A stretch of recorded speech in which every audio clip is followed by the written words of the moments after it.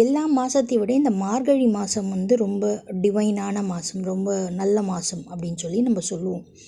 ஏன் மற்ற மாதங்கள்லாம் அந்தளவுக்கு டிவினிட்டி இல்லை, ஏன் அந்த மாதங்களெல்லாம் அந்தளவுக்கு இம்பார்ட்டண்ட் இல்லை? எத்தனையோ மாதம் வருதில்ல, கார்த்திகை, தை, மார்கழி, பங்குனி, அது இதுன்னு வந்துட்டே இருக்குது. ஏன் மார்கழியை மட்டும் நம்ம ப்ரிஃபர் பண்ணுறோம் அப்படின்னு பார்த்தா, இப்போ பூலோகத்தில் இருக்கிற நமக்கெல்லாம் எப்படி வந்து 3:30லேருந்து 4:30 டெய்லியோட 3:30 4:30 ஒரு பிரம்ம முகூர்த்த காலம், அதில் எது நம்ம பண்ணாலும் நல்லதாகவும் சக்ஸஸ் ஆகும் அப்படின்னு சொல்லி நம்ம சொல்கிற மாதிரி, மேல்லோகத்தில் வாழ தேவர்களுக்கெல்லாம் இந்த மார்கழி மாதம்தான் பிரம்ம முகூர்த்த காலம்.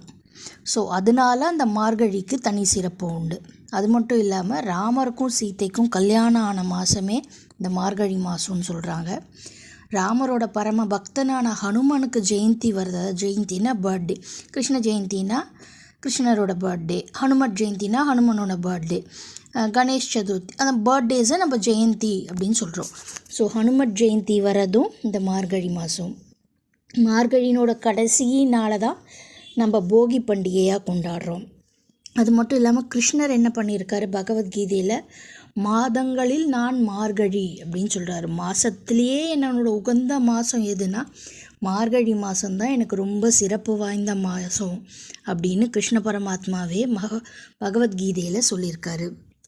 அது மட்டும் இல்லாமல் இப்போ நம்ம இந்த அதிகாலை வேளையில் நீங்கள் இந்த கோவில் சைடெல்லாம் பார்த்திங்கன்னா எல்லோரும் அந்த 3:30லேருந்து 4:30 திருப்பாவை, திரும்பம்பாவை, திருப்புகழ், அந்த மாதிரி நல்ல தெய்வாம்சம் மிக்க பாடல்களெல்லாம் பாடி கோயிலுக்கு போய் நம்ம வழிபடுறதை நம்ம பார்த்துருக்கோம். ஏன் அதெல்லாம் மற்ற மாதங்க அப்படி பண்ண மாட்டாங்க? எல்லா மாதத்துலேயும் உங்களுக்கு பிரம்ம முகூர்த்தம் வருது, 3:30லேருந்து 4:30 இருக்குது.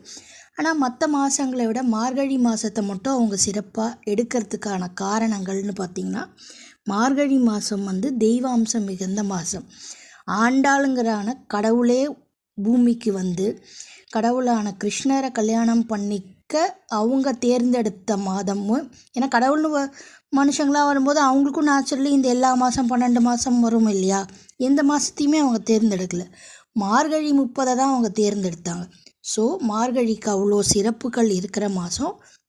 அது மட்டும் இல்லாமல் மார்கழி மாதத்தில் ஒரு நாள் எழுந்து நீங்கள் காலையிலேருந்து குளிச்சுட்டு சாமிக்கு விளக்கு ஏற்றிட்டு வீட்டினோட நிலைவாசலில் நீங்கள் ஒரு விளக்கை ஏற்றி வச்சா கூட அந்த 30 நாளும் நீங்கள் மார்கழிக்கு ஏற்றின பலனை இந்த ஒரு நாள் விளக்கு உங்களுக்கு கொடுக்குது அப்படின்னு சொல்லி சாஸ்திரங்கள் சொல்லுது. ஸோ இந்த மார்கழியினோட சிறப்பை நீங்களும் அனுபவிங்க, நானும் அனுபவிக்கிறேன். தேங்க்யூ.